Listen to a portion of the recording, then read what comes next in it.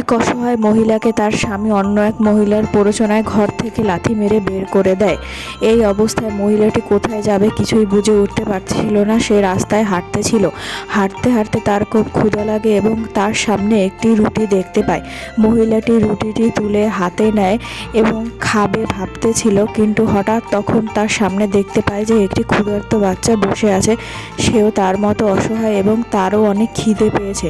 মহিলাটি সেই রুটিটি মেয়েটিকে দিয়ে দিল। মহিলাটি রুটিটি বাচ্চাটিকে দিয়ে সেখান থেকে চলে যাচ্ছিল এবং রাস্তায় চলতে চলতে একটি নিচে পড়া সোয়েটার দেখতে পায়, কারণ তার খুব শীত লাগতেছিল।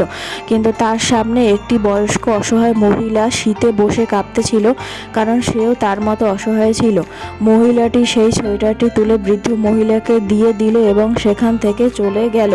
মহিলাটি সেখান থেকে চলে যেতে যেতে তার অসহায় জীবনের কথা ভাবতেছিল, কারণ আমাদের সমাজে এরকম অনেক অসহায় মহিলা আছে যারা স্বামীর দ্বারা লাঞ্ছিত এবং অত্যাচারিত। হঠাৎ মহিলাটি আত্মহত্যা করতে যায় এবং সেখানে একটি এঞ্জেল এসে মহিলাটিকে বাঁচিয়ে নেয়।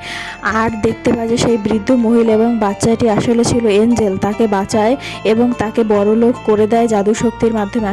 হঠাৎ করে এখানে মহিলাটির লোভী স্বামীটি চলে আসে এবং সে তার কাছে অনুনয় বিনয় করে। লোভী হওয়ার কারণে তাকে সে একটি ধনরত্ন দেয় এবং সেই গর্তে পড়ে লোকটি মারা যায়।